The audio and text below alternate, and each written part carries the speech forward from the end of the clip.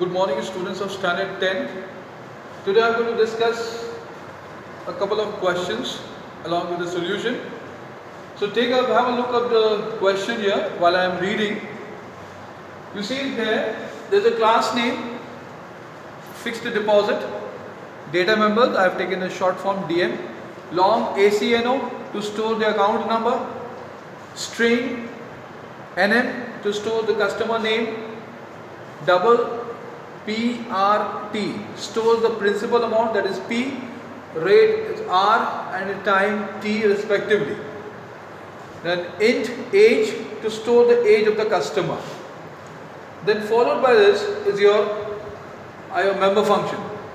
These are the member functions. Now let us see one by one. Void input to accept the above details of the customer excluding rate. Please remember, it is excluding rate, it's not including the rate.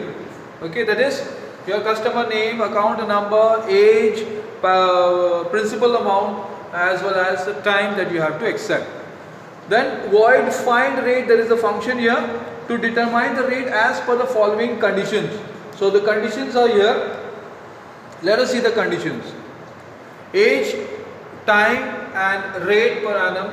These are the three classifications columns.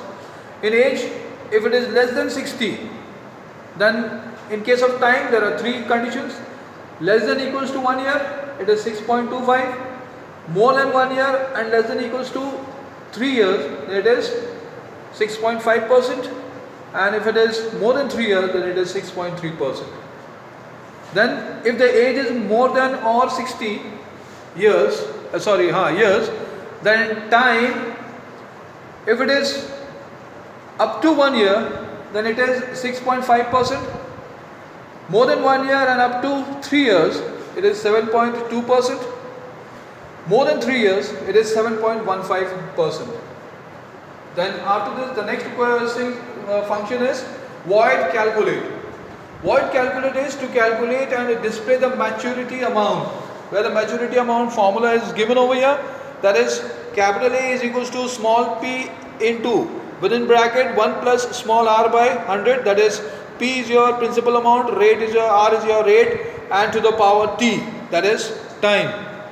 Then after having calculated, then you have void display to display the details including the maturity amount. You have to display the details, entire thing, account number, customer name, age, and all the details that you have to accept. And then after that you have to display along with the maturity amount, that is A. Then thereafter the last one is your write main method and call the above method. That means all the above method we have to call. Okay. So here in this case that you have to understand that which method I am calling from another method. If at all, the last example I gave you about a copy and a pen. So what happens here is this, that if I am calling any function from another function, then the child function need not be called. It's only the parent function, that is the function which is calling the other function, that can be invoked from the main method, and henceforth the other will automatically get invoked. So let's see the next, that is the solution part. Here we have the package declaration, then we have a class declaration fixed deposit, D capital, F capital, then long, these are the data members or instance variables, long ACNO, string NM, double P, R, T, semicolon, and then int age semicolon. Then you have a static scalar object SC, the first function, input. So since the first function is input over here, we are accepting the details. So let's see how we are accepting the details here. System.println enter customer details excluding rate. Remember, you are not including rate over because rate has to be calculated. So ACNO is equal to next long, then NM is equal to SC dot next, then you have P is equal to SC dot next double, then T also next double, age equal to SC dot next end. Now we have accepted the details. Now comes the calculation of the rate. So let's see how the rate is calculated. The rate is calculated over here. Look at the rate here, find, that is void fixed rate, find rate. So in the find rate function, you have if age is less than 60, then after that within age less than 60, we have three more conditions. That is, if T is less than equal to 1, R equals to 6.25%. The percent we will take it by, because it's already by, we are writing as divided by 100, so we will take it that way. We will simply write 6.25. Then else if t less than or equal to 3, it is 6.5, and else rate is 6.3. That means beyond 3 years. Else means if it is more than or equal to 60 years. Then in that case, see, look at the what you call rates as per the time. If time is less than or equal to 1, rate is equals to 6.5. Else if r is less than or equal to 3, r equals to sorry, it's not r, but if it's supposed to be t. By mistake it is written over here r. Please don't consider this way. You take it as t. So here it should be t. It should be t. Else if t less than or equals to 3, r equals to 7.2%, then else r is equal to 7.5%. Okay. So that's the rate that we have calculated, and close the function. Then comes void calculate. Void calculate, take a variable called a, capital A, so it is double type. Then p into mat.pow 1 plus r by 100. This is the reason that I have simply written 7.15. I did not write 7.15 divided by 100, since 100 is over here. So 1 plus r by 100 comma t. This is how we calculate, and we print the maturity amount here itself. That is rupees a. Okay. Then comes that is what we call the display function. Let us see in the display function what exactly we are doing.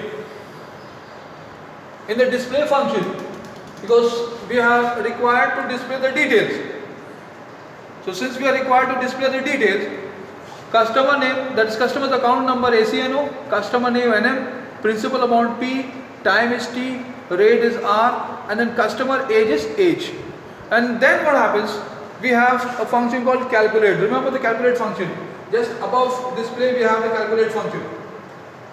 Okay. Just above the display function we have the calculate function here. So this calculate function, when we invoke the calculate function from the display function, straight away it calculates the value of A and also prints. So both the purpose, that is the purpose of displaying also is solved the moment I invoke the calculate function. Then how to invoke? Now in order to invoke, what happens is we have fixed deposit, OP equals to new fixed deposit, and all the functions are without argument and without return. Now in this case, if you notice, though calculate function is being called from display function, we are also writing calculate function over here. The reason is the moment we write over here calculate function, that means it goes and solves there. Now even if you don't write this, even if you miss out this one, if you don't write, then also there is not a big deal, not a big problem. Okay, it's not a big problem. But it's always advised that I have written, because I want to invoke that calculate function separately. That's the reason.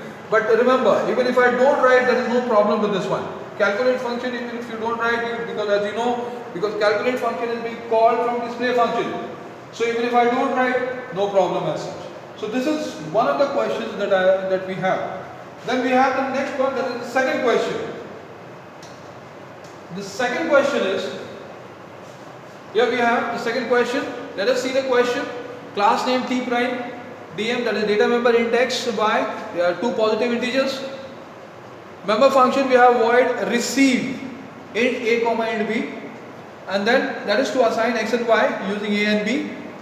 Then int prime int z, that means returns 1 if z is prime, otherwise it returns, this particular function returns 0.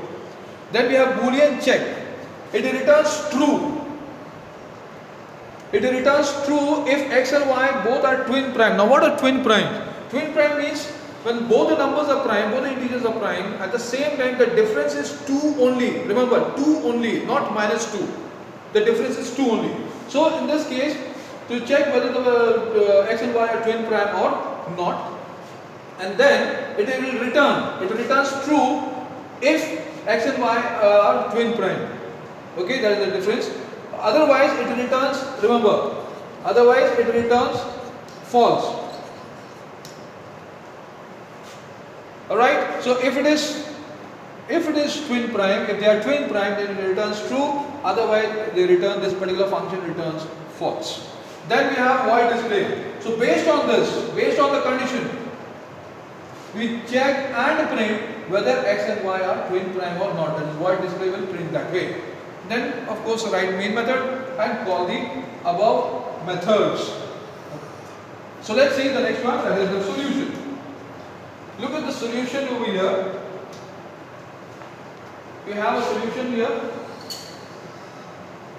Alright. Import, as we know, package declaration, class declaration, instance data member, static scanner object, void receive, x equal to a, y equal to b. Then int prime int z. So as you know how to calculate, that is the method for calculating a prime number. This you are aware of how to calculate. So take z percentage equal to 0, increment the number, and if the number of, this is a counter, C is a counter here, and if the number of factors are 2, then in such cases it returns 1, otherwise it returns 0. Then the most important part is your display file. In the display part, what happens? You check whether both, that means remember the definition of twin prime number, means both the numbers have to be prime. So if prime x means it will invoke the prime function x, for that is x value will get stored into z, it will calculate and return 1 or 0.